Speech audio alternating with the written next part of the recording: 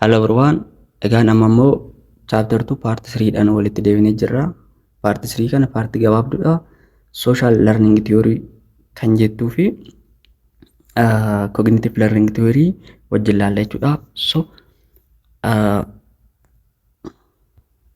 Social learning theory or observational learning theory ilaalanii barachuu kan jedhu kana wajjin laalla. Developed by Albert Bandura. Nama Albert Bandura jedhamu developed ta'e, which is learning by watching the behavior of another person or model. Amala behaviorii namoota biraa laalanii barachuudha inni kun.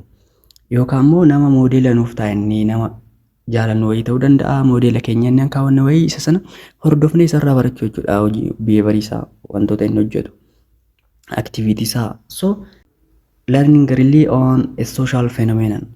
So it is often referred to as a social cognitive approach to learning. Isa kana social cognitive approach to learning jennellee waamuu ni dandeenya. So it depends on social phenomenon. So emphasis on interaction of behavior, environment, and person are cognitive factors as determinants of learning.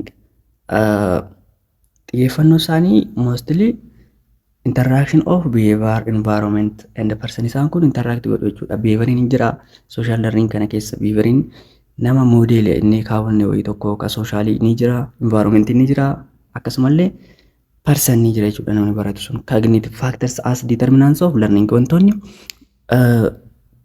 eenyu kana keessatti, theory kana keessatti learning wantoonni determine godhan wantoota kana interaction of behavior, environment and person or cognitive eating learning uumama jechuudha. As keessatti 3 forms of reinforcement that can encourage observational learning. As keessatti reinforcementonni sadi yookaan consequenceewwan reinforcement sadi maal godhu isa kana ni jajjabeessu jechuudha. Learning, social learning kan reinforcementonni kun maanni direct reinforcement, vicarious reinforcement fi self reinforcement kan jennudha. Detail ilaalla. Direct reinforcement jechuun when the observer may reproduce the behaviors of the model and receive direct reinforcement. Isa kana keessatti nama modela inni yookaan sooshaala keessa laalle tokko behaviorii isaa laallee ni akkeessinaa yookaan irra deebinee hojjannaa. Gaafa irra deebinee hojjenne directly reward namni modelli keenya sun argachaa ture nuti sin arganna jechuudha.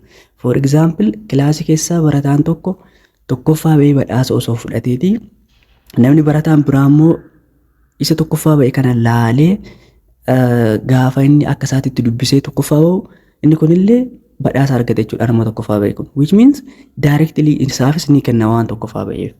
Nama biraarraa ni ilaallaa, egaa laallee booda isa sana apply goonaa. So sana booda nullee reinforcementii arganna jechuudha. Direct reinforcementiin isa kan. Vicarious reinforcementiin immoo when the observer may reproduce the behaviors of the model but the reinforcement need not be direct. It may be vicarious reinforcement as well. As keessatti immoo modela nama nuuf ta'e tokko laallee wanta inni goonaa garuu immoo rewardii argachuu dhiisu, reinforcementii argachuu dhiisuu dandeenya jechuudha. So the observer may simply see others reinforced for a particular behavior and then increase his or her production of that behavior. Hiriyoota lama jira jennu, inni tokko maatisaa gaafa hojii manaa hojjete badhaasa kennuuf haayannoo maatiin isa tokko, inni tokkos immoo maal godhaa isa sanirraa laalee galee ni hojjeta hojii manaasaa jechuudha seenaan. Gaafa kana maatiin inni lammaffaa sun oomaa kennuuf dhiisuu danda'u, badhaasa kennuuf dhiisuu danda'u. Self reinforcement kan jennu kun immoo or controlling your reinforcers important for improve value and enjoy the growing competence. Inni kun ofumaaf of badhaasu jechuudha. Hojii kana hojjedhee gaafan xumure maal inni eenyu waan kana daawwachuun qaba yookaan tapha kubbaa miilaa ilaaluun qaba. Waan akkasiisaniin of jajjabeessuu yookaan of badhaasuu reward ofii kennuu jechuudha. Fakkeenyaaf chaaptarii kana lamaan dubbisee gaafan xumure hiriyoota tokko wajjiniin bashannanan deema. Wantoota akkasii sun ofumaaf of badhaasuu jechuudha. Of jajjabeessuu riwaardii ofiif kennuudha. Inni kun self reinforcement jechuudha. So konsekwensiiwwan social learning kana encourage godhan sadeen kana ilaalleerra jechuudha. Self reinforcement, vicarious reinforcement fi direct reinforcement jechuudha. Directiin ni arganna waa baatee ni akkeessina. Gocha akkeessina saniif immoo gaafa nu milkaa'e ni arganna jechuudha. Direct reward. Vicarious reinforcement immoo ni akkeessina. Reward illee argachuu baannu akkasumatti calleessine amala baatee imitate goona jechuudha. Self reinforcement immoo ofumaan of badhaasu jennee jirra. Four conditions that should be fulfilled in the social learnings are attention. The person must first pay attention to the model. Jalqaba modelii kan jenne sana yookaan soshaalii keessaa nama model jenne sana laaluu qabna jechuudha. Attention itti kennine hubachuu qabna. Retention immoo retention kan jennu the observer must be able to remember the behavior that has been observed. Rehearsal jenne illee waamuu dandeenya isa kana. Which means modela laalle sana immoo gochaasa sana yaadachuu danda'uu qabna. Waan laalle sana yaadachuu danda'uu qabna. Jalqaba attention eega laalle booda yaadachuu danda'uu qabna. Then motor reproduction. The ability to replicate the behavior that the models has just demonstrated. Modelli keenya sun kan inni hojjetu sana amma immoo irra deebinee hojjechuu danda'uu qabna jechuudha. Replicate gochuu danda'uu qabna. So inni afuraffaa fi inni dhumaa motivation jechuudha. For conditions of social learning kana keessaa motivation, learners must want to demonstrate what they have learned. So motivation illee qabaachuu qabna jechuudha. Maal akka baranisa maaliif akka baran. So inni kan biraa cognitive learning theory. So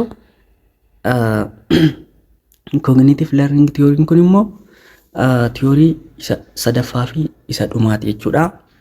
Cognitive learning theory kun isa dhumaati. Jalqaba irratti behavioral learning theory ilaalle. Behavioral learning theory jira lamatu jira. Classical conditioning fi operant conditioning. Theory of learning ilaalle. Sana booda immoo social learning dha. Itti aansuudhaan ammoo inni dhuma cognitive learning dha jechuudha.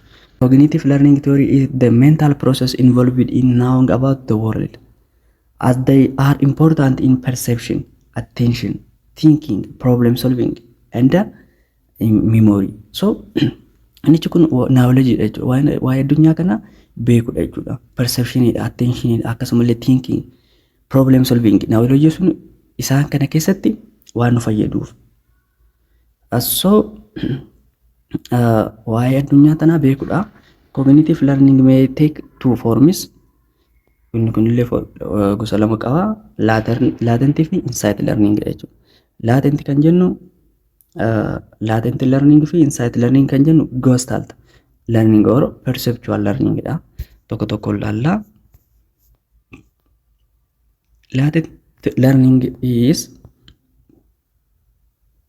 a hidden, means hidden. Latent jechuun hidden jechuudha, wanta dhokatee wayiiti. So is latent learning is learning that occurs but is not evident in behavior until later when conditions for its appearance are favorable. Inni kun learning kuni wanti barannee jirra garuu barnoonni keenya sun dhokatee ta'a amma haala mijataa argatutti. Dhokatee taa'eet favorable condition gaafa argate ni mul'ata jechuudha. Wanta har'a baranne boru kan itti fayyadamnu jechuudha. So yeroo baay'ee wantoonni nuti baranne garuu akka waan irraanfannetti yaaduu dandeenya. Amma favorable condition argatutti dhokatee ta'a gaafa garuu rakkoo sana yookaan gaafa haala mijataa argatee sana maal ta'a hojiirra oola jechuudha. It occurs without reinforcement of the particular response and seems to involve changes in the way information is processed. Innichi kun reinforcement wayituu hin qabu jechuudha. Reinforcement malee akkasumatti dhokatee taa'eet haala mijataa argatu ofumaaf mul'ata. Learning that is not immediately expressed. Har'uma baranni kanumarra mul'atu miti. Yeroo isaa eeggata jechuudha akkuma dubbanne. A great deal of human learning also remains latent until circumstances allow or require it to be expressed. Inni lammaffaa insight learning dha. Or aha learning kan jennu. Insight learning kun immoo is a cognitive process whereby we recognize, reorganize our perception of the problem. Inni kun akkamii wanta tokko akka tasaa probleemii tokkoof yeroo nuti furmaata itti argannudha inni kun. In a typical insight situation where a problem is posed, a period follows during which now apparent progress is made and then the solution comes suddenly. Isicha kana akka carraa akka tasaata solution nu dhufa jechuudha. Human beings who solve a problem insightfully usually experience a good feeling called aha experience. Aha jenne kan nu dhufu jechuudha. Riiva keessayyuu rafnee kaanee rakkoo cimaa wayii nu qunnameera. Isa sana furmaata isaa dhabnee rafnee gaafa riiva kaanuufaa yeroo nu dhufullee jira jechuudha inni kun. So fakkeenyi tokko akkamii jaldeessi tokko muuzii wayii kutachuudhaaf argee muuzii sana ol dheeratee waan jiruuf dhaqqabuu dadhabee sana booda achi jooree as jooree booda irratti maal yaadatee akka carraa teebilii wayii achi siqee jira teessoo wayii isa sana argee teessoo sana fuudhee irra jetee nyaate kutate. Yeroo kana maal ta'e jechuudha probleemii saniif akka carraa solution dhufe jechuudha. Aha experience jechuudha inni kun. So maal argee jechuudha yeroo kana maal inni insight learning jennaani. Akka tasaas probleemii tokko solution yeroo nu argamu. Sometimes, for example, people even wake up from sleep with a solution to a problem that they had not been able to solve during the day. Guyyaa ka furuu dadhabnellee yeroo tokko tokko barii hirriibaa kaane yeroo solution nu dhufu jira. So chapter 2 kan asirratti xumurree jirra. Yeroo biraa immoo mid examii gaafilee mid examii fi chapter itti aanu qabannee isinii dhufna. Goodbye.